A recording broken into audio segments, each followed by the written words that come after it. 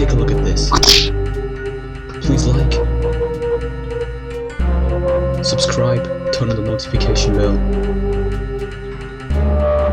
and share this video to all of your friends. And now let's continue with the video. Alright guys, so welcome to this video, and today we will deal with this game, and I thought about creating some kind of wave system, so that you guys actually know in which wave you're currently at, for whatever reason. But let's just get started with this video, guys. So let me just first of all join the game and see what we already have done to this point. So in the last video we have created this guild 4 right here, and well, I've just upgraded it, but it isn't able, or well, it is able to attack with level 2, but it does this, okay? So I still gotta fix that, or I still gotta create a new attack for that, which we will probably do in this video as well. But the focus is supposed to be on some kind of match wave counter, guys. Okay, so let's check this out. Let's go inside of this tower GUI right here. Let's create a text label, okay? And this text label is gonna have the name wave, and this will obviously present the wave we're currently at to our player. So wave 1, text scale, so you can customize this as you want, so it does not matter. The only things you will need to do are going to be shown now. So what do we need to do, guys? So after you have created this text label right here, go inside of this TD script, and then inside of this tower defense script. And what we will do now is, let's add a new value, an integer value called wave. So this will represent our amount of waves, or the amount of wave we are currently at. And where is it?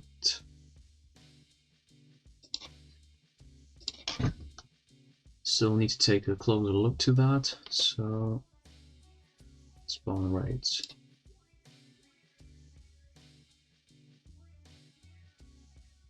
Wait, so spawn time spawn. Let's see.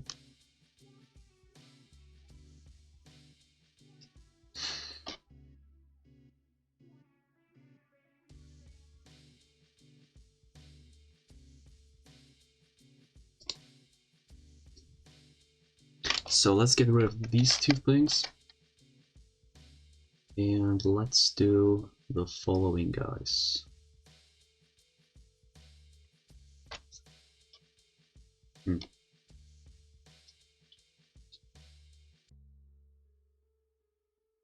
So let's first of all change this int value to 1, and let's define it as a variable up here. So wave script parent wave. I'll get rid of that as well. And now we need to determine an amount of units which will be spawned per wave, and which will of course increase automatically.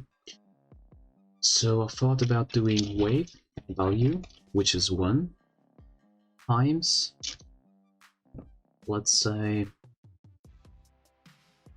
10, okay?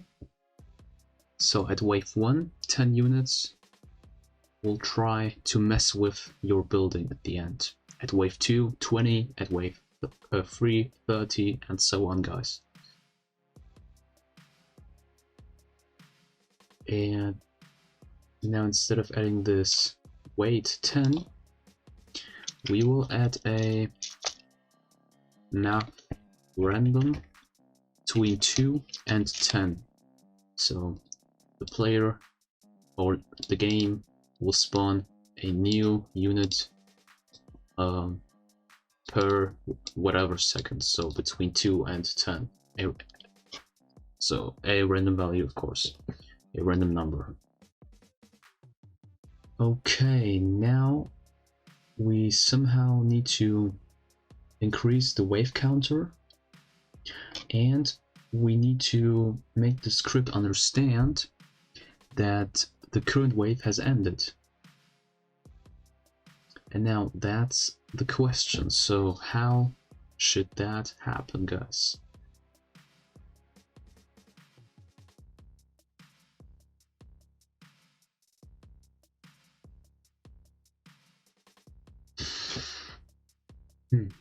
So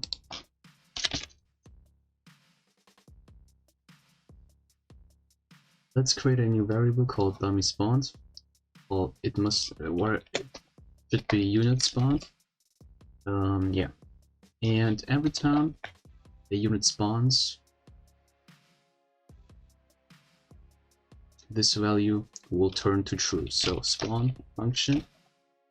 So we have defined a new variable up here, and what we are doing right here is we are creating some tasks which will work apart from the rest. So if we add a wait inside of here and we do not want it to interrupt the rest, then you would do the spawn function. So I have did it down here as well, and this part is responsible for the dummy to walk, and of course waits. Okay, so we do not want to pause the script, the whole script, when when we are supposed to wait for something.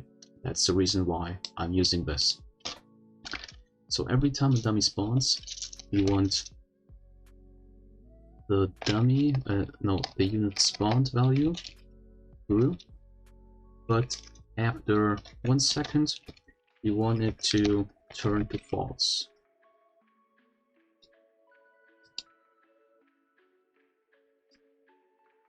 Okay, so dummy destroy.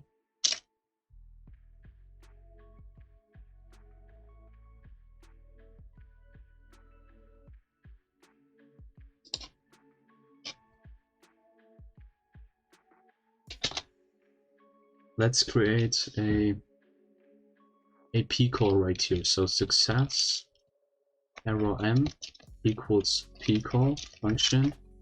So I think that I've talked about this in an earlier episode. So what this thing does, when you put something instead of a p call function right here, you either receive a success or a error m. So error m is error message. You can call it whatever you want to. Same goes with this. So you could write as instead of success. So these are variables as well. And what a p call does is, when for whatever reason a error happens right here, then the whole script would usually break, as it did in one of my previous episodes, as I remember.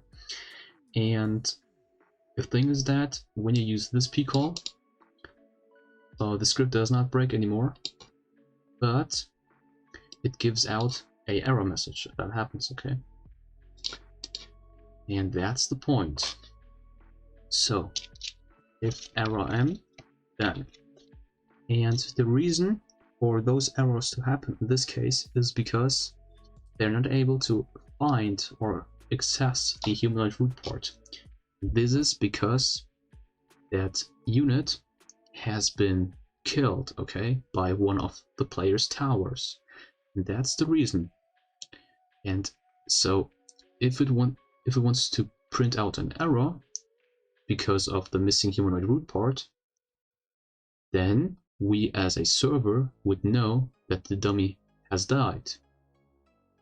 And therefore,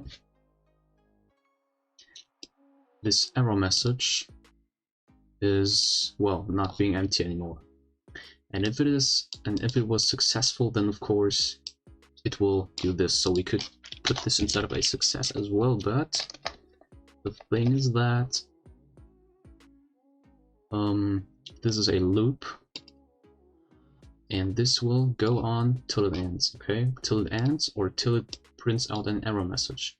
If this whole thing ends, then we already know that it must have been successful.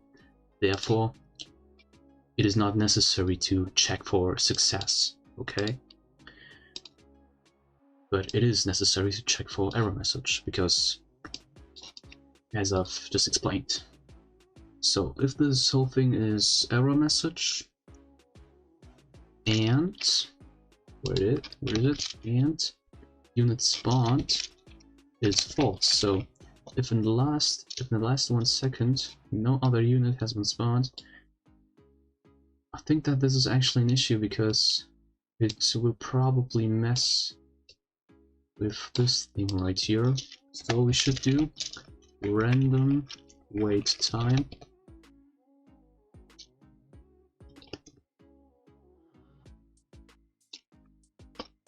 random wait time. So what I've just done up here is I've defined a new variable which stores this random number, and now we are just putting this variable instead of this random thing.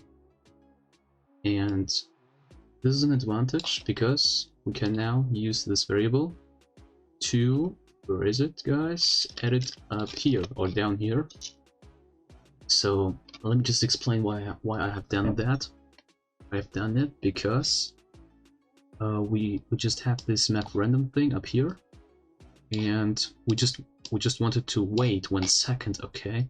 And of course, no other unit is going to spawn in 1 second, because the wait time is always going to be different. And in the first place, it is not going to be 1 second. So that was a problem, I think. Okay, so let's just prevent that problem. And now let me just add a +1 as well, because, well, it might happen that the dummy or the unit will not spawn on time, maybe with a, I don't know, millisecond of delay or second of delay whatsoever. This is just to, yeah, prevent these cases as well, guys. So if this whole unit spawn thing is false, then we know no other dummy is going to be spawn, because the loop has come to an end, okay? And that means all of the units the wave wanted to spawn have been spawned, okay? And this means the wave has ended. Wave ended, guys.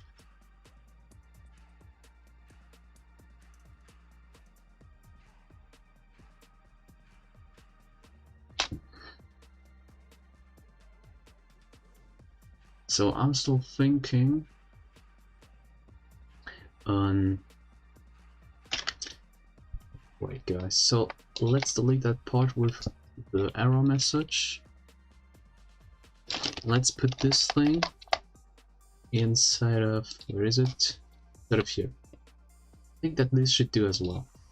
So why have I done that? Because otherwise... No, wait, I've done a small mistake right here. Yes, so not here, let me edit here, okay? So the reason for that is we otherwise would have needed to check twice for a unit spawned, okay? And I think that this is more organized, because right after the dummy has walked all of his waypoints, it will be in front of the tower and will touch it, and therefore the tower needs to take damage and the dummy needs to be destroyed. And then we can check for, yes, so for this unit spawn thing for the wave end. And we can also get rid of this error message, because if this loop succeeds, then we will encounter this part, and if the loop does not succeed, means error message is about to be printed out, then it will still get to this point, okay? So there's no need for that. Now, if the wave has ended, so let's just first of all see if it actually prints that out in the way as we expect it to print it out. So let's see if this happens, guys.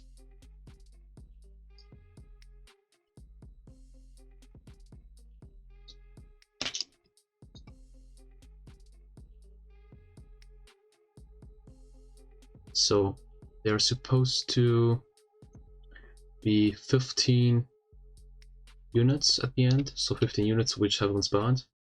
So we have 4 right now. 5. Wave ended. Okay, so it prints out wave ended.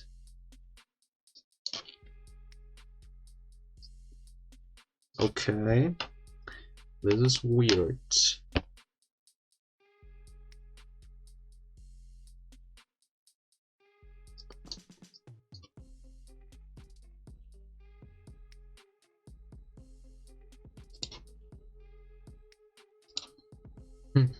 We probably need to make use of another method, guys, so let me just think of a new method we could do.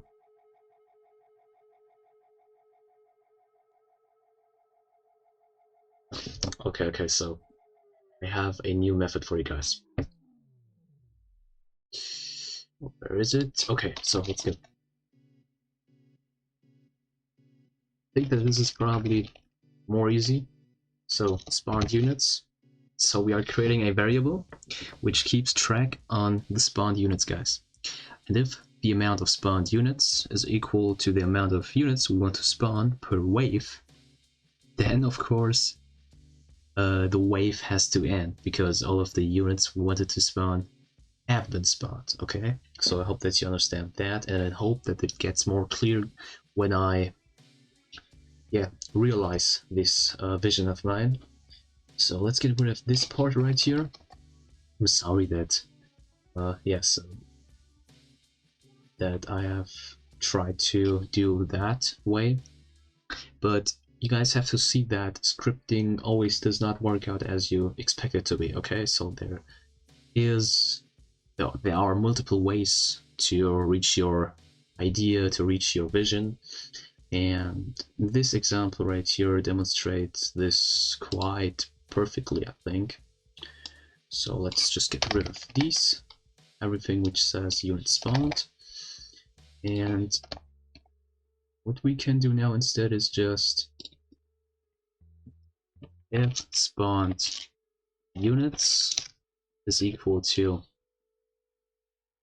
wave value multiplied by 10. So this is the amount of units we want to spawn at the end. Then wave ended. And now we need to make this variable increase with every spawned unit. And we simply do that by going here, because this is the part where the units spawn. Then just write spawned units equals spawned units plus 1. Yeah. And if the wave has ended, then we of course need to reset that spawned units counter and need to do much more things, so many other things, which I will show you guys soon once this thing hopefully works as I expect it to work, guys. So let's just see.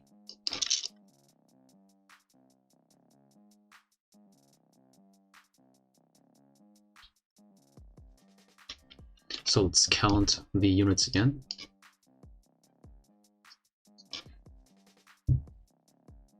One,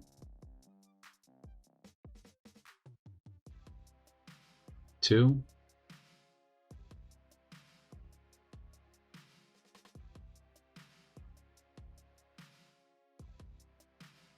3,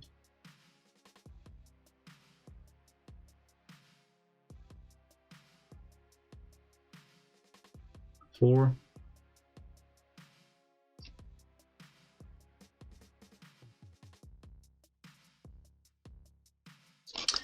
Okay, so this is actually taking pretty long, so this is the 5th one.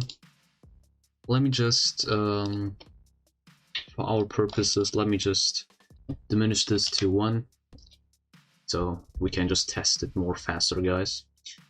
I do not want to unnecessarily consume your time as well. Probably busy people around here which try to raise a game, guys. Okay. There we go. Wave ended, so Alright, alright, alright. Once the wave has ended, well, the reason why it kept on kept on spawning more even after the wave has ended is because we did not. Yeah, so we did not tell it to stop spawning more. So I can add this wait right here. So wait 30. So it waits 30 seconds after a wave has ended. And then of course add another line which will increase the wave counter. So wave value equals wave value plus 1. So this increases the level, the wave counter, guys. Now let me just test this out again.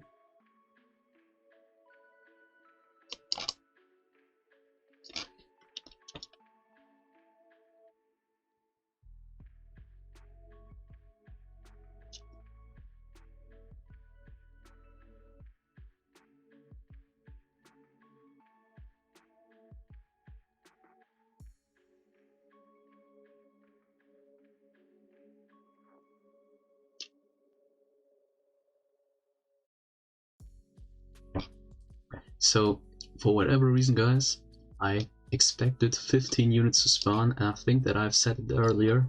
I'm so dumb, guys. So of course only 10 units are supposed to spawn and not 15. So if I've said 15 earlier, guys, then I'm sorry. I meant 10 units, guys. Okay. Now, so this works, I think. Let's do another thing. So let's display our wave counter up here. We can easily do that by adding a local script now, so this is necessary. So add this local script right here. Then the first variable, of course, is going to refer to our wave counter right here, so let's call this wave as well. And then the workspace. Of course, we refer to this workspace, then td, and then wave. So workspace, let's add a wait for child, td, wave, and that's actually it. So now we can change the text labels text to the amount of waves we have already, or the amount of, or the number of waves we are currently at, or we have already done whatsoever. So to access this text label right here, we simply do script.parent. So script.parent.text. So text is a property right here, equals wave, and then this gap, then 2 dots, full string. So we're going to convert this number to a string, so wave value. So our wave's value is of course a int value, means a number, and we want to convert this into a string. So yeah, so we can actually display it without any issues, guys. Now the next thing we want to do is, once the wave counter has changed, so wave changed connect function, and then we want to display the new number, of course, so just simply copy this. Now this wave counter text should work fine as well. So let's see, guys. Let me just fight against these units. Come on. Okay, wave ended, and as you can see, we are now at wave 2. Yeah, after 30 seconds, the new units should spawn, which they will of course do. And the good thing is that this wave mechanism is totally automated, so it will just increase the wave counter and increase the numbers of units by itself, according to what the wave counter of course is. And that's a good thing, guys, so you do not have to edit that much whatsoever. And I can of course in future episodes show you how to make different types of units, so units which, I don't know, explode when they get killed and maybe damage another tower or make it disappear, or make units which stun a tower, or make boss units, guys. So what you desire, okay? So why is no other units spawning right here?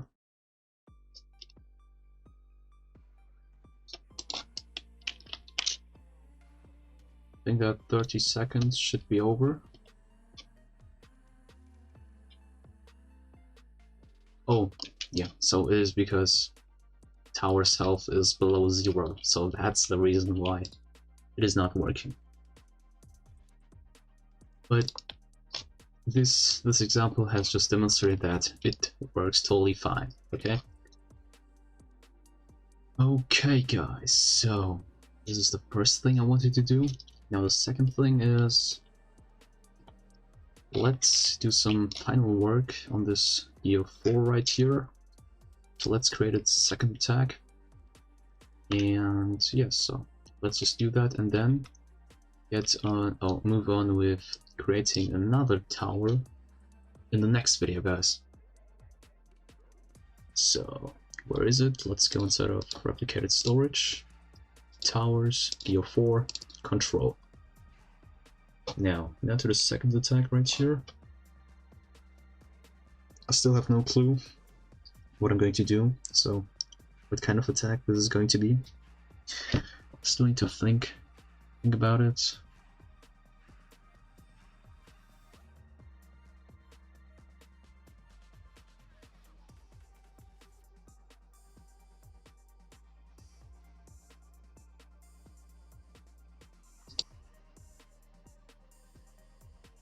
Okay, so let me just take a look at the first attack this Luffy's making, and then get some other idea for the second one. So do not expect that much, guys. I don't think that I'm going to do some very cool Gear 4 attack like, I don't know, Jet Culverin, Gatling, Rhino Shield. Well, I actually think that I'm going to do the Rhino Shield attack. So this is probably gonna be a thing. Or another thing I can do is, where is it? Where is the control script, guys? We can just get rid of this, so we can just leave it with one attack and then add a new attack later, okay? So let's just move on with another tower, guys. And the next tower I want to do... So which tower could we do, guys?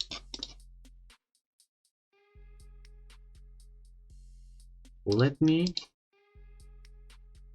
do a Naruto tower. So let me see if there's any good Naruto model. Okay, so this one looks very good.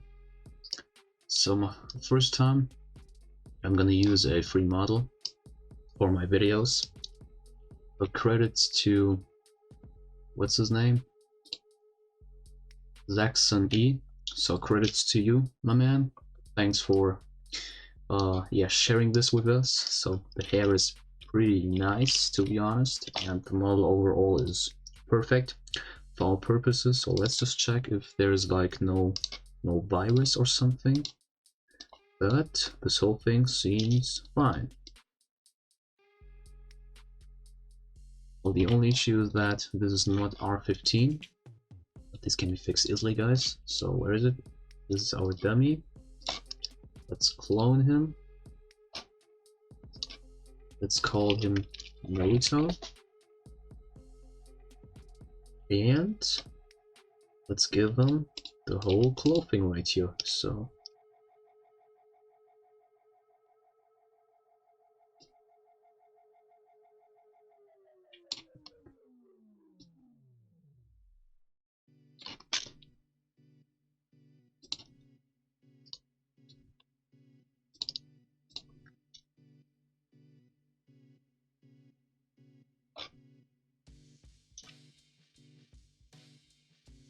So excuse that I'm using a free model, but I do not want to unnecessarily make this video any longer, so I can do a video on tower creation, custom tower creation if you want to, so a video in which I show how you can create complex towers, so towers, or customize your towers, so towers like these, like this Naruto tower right here with custom hair, a headband, custom accessory, what so on, guys. So just comment so, and I can do a separate video on that, which will probably take an hour to do. And yeah,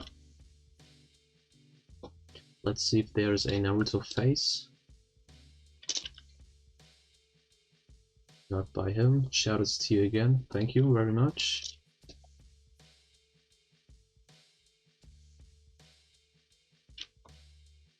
Okay, Naruto face.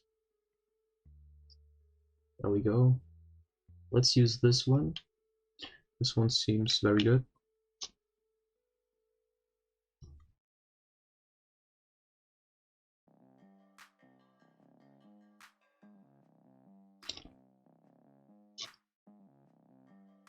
There we go. So this is our next tower, guys. Wait, let me add this wild constraint right here. So part 1 is the part we will attach this Naruto hair and band on, which is our head, of course. And the part 1 is the thing you want to attach, which is this headband and hair. Okay, so we have welded this thing. Now make sure everything is unanchored. Okay, there we go. And now we can just place it right here, and we can place it inside of our minions as well. We just need to copy the stats folder, change the base stat, the base damage if you want to, and we need to copy this walk animation and this level as well. So let me just quickly do that.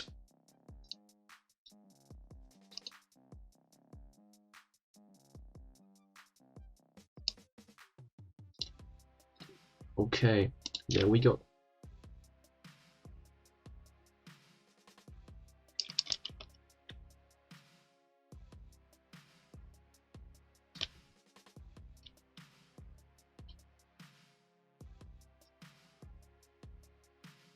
Oh yeah, so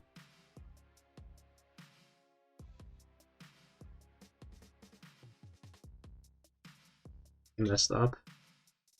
Sorry for that.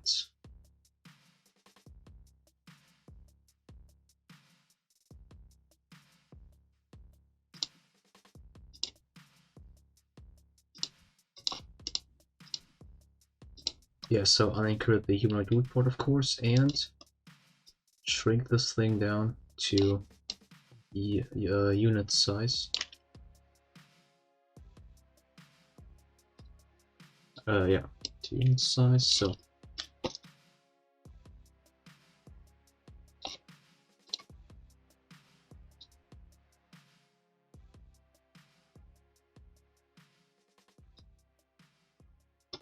yeah, so this is fine.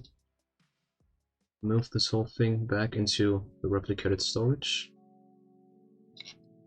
And let's just copy this Naruto thing right here and put it inside of towers. And get rid of this.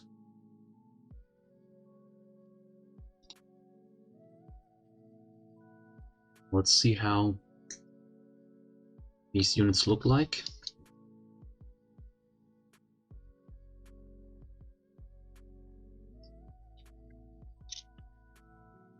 There we go.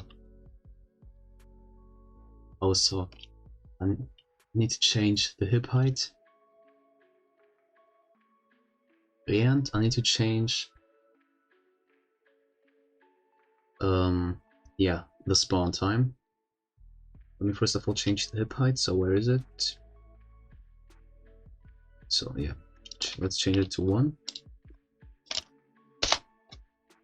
And now let's change spawn time to yeah, to this amount, because 10 is just too much. Now let's get rid of this model here. There we go. And now let's take a closer look at towers. So at this thing, of course, copy. Wait a minute. So yeah, copy control and stats. So copy this and put them right here. Get rid of this old units stats thing. Also add this indicator.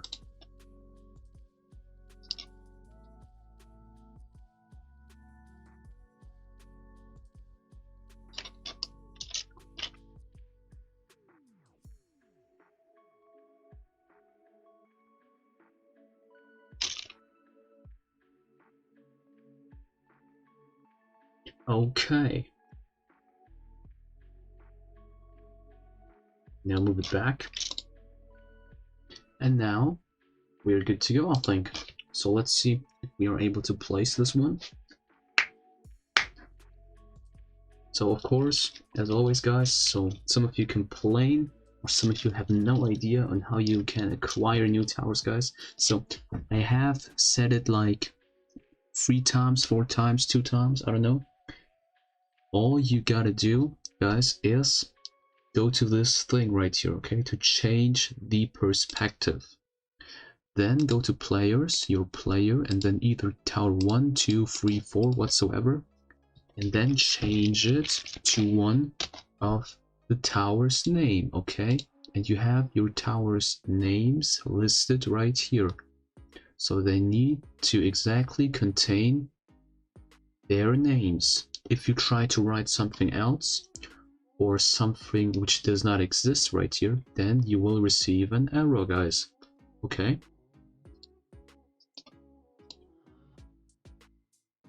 Body position. Okay, so we have forgot to put the body position inside of our Naruto tower. So let's just quickly do that. And we forgot about the click detector as well.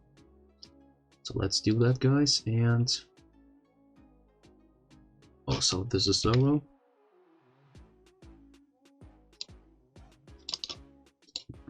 There we go. And now we should be able to place this thing. So there we go. Oh, so we forgot about yeah, so we forgot to weld the indicator to our Naruto.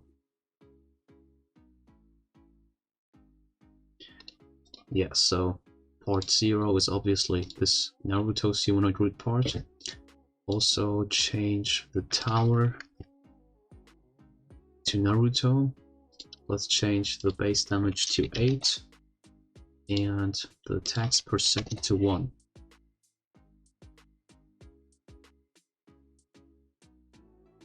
And now we can place this thing.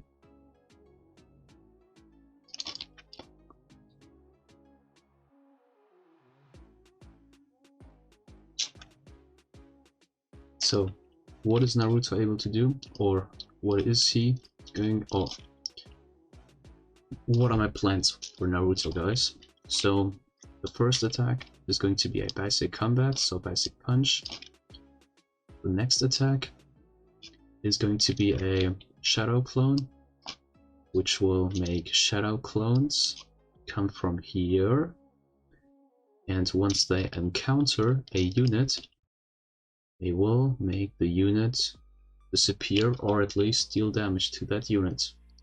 And the third attack, so yeah, I'm going to make 3 attacks, and the third attack is going to be a Rasengan.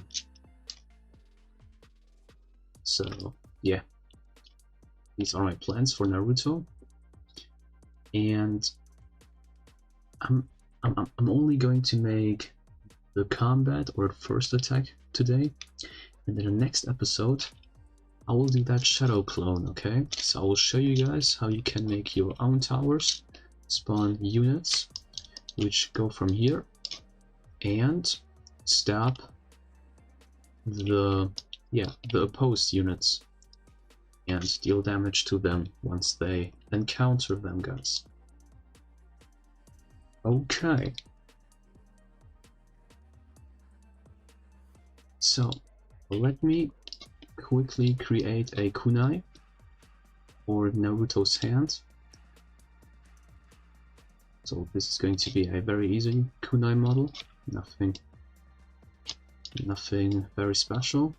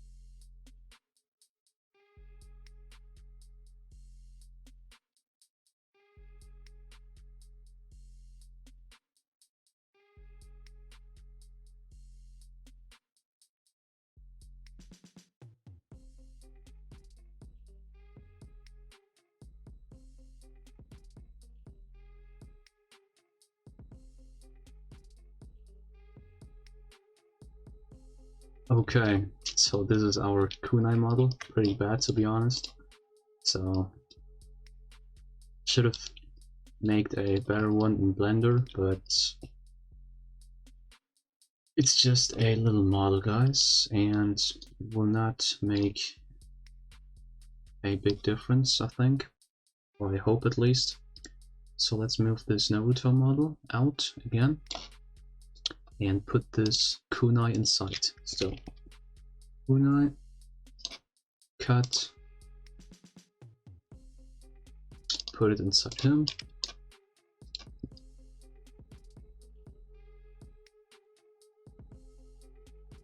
Then of course move it down.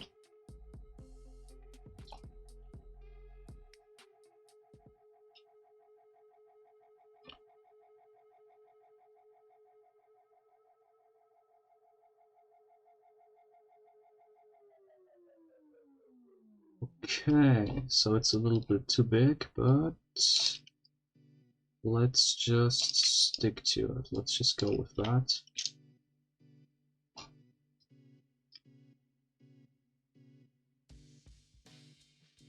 So add a valve constraint inside.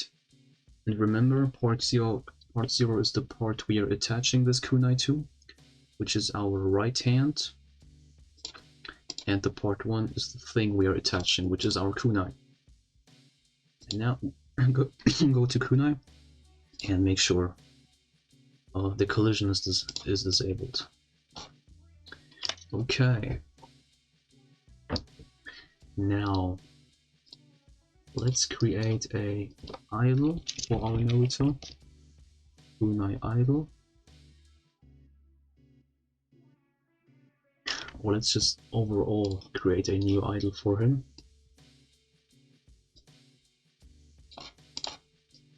So I'm not that good in animating.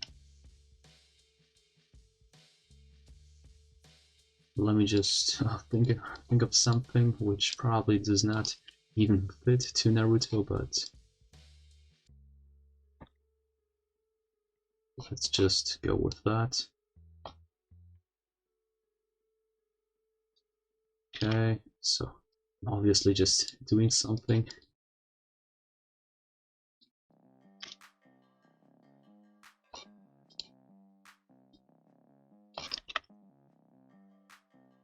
Okay, so this totally does not even fit to Naruto. Okay, so let me just use this one. So this is probably okay, I think.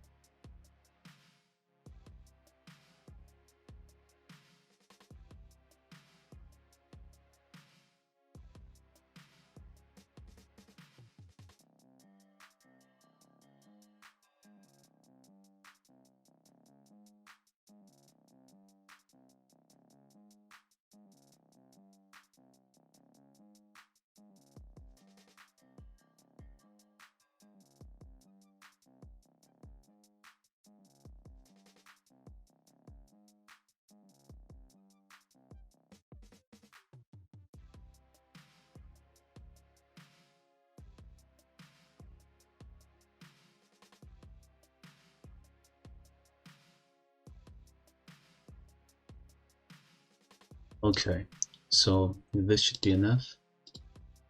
Make sure that the animation priority is set to action and that you have turned on this. Then you can export it, guys. So Naruto idle.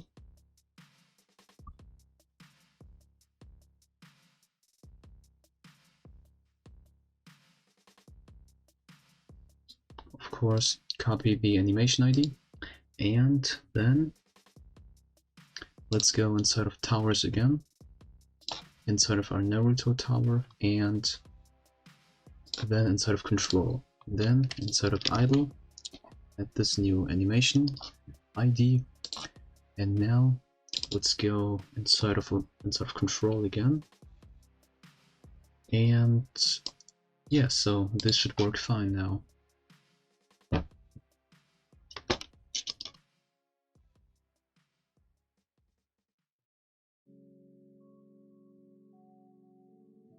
Okay, still placed the wrong thing. Okay.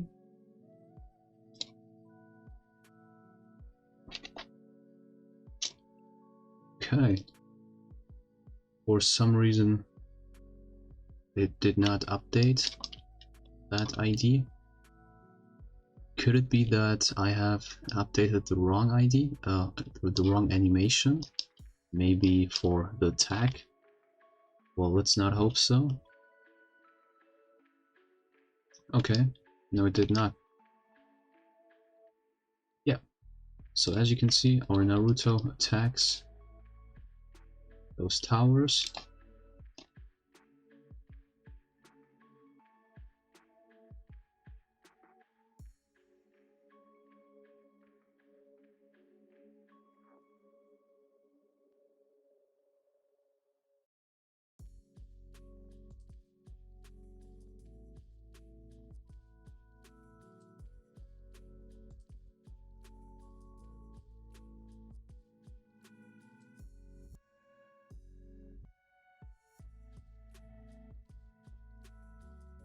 There we go.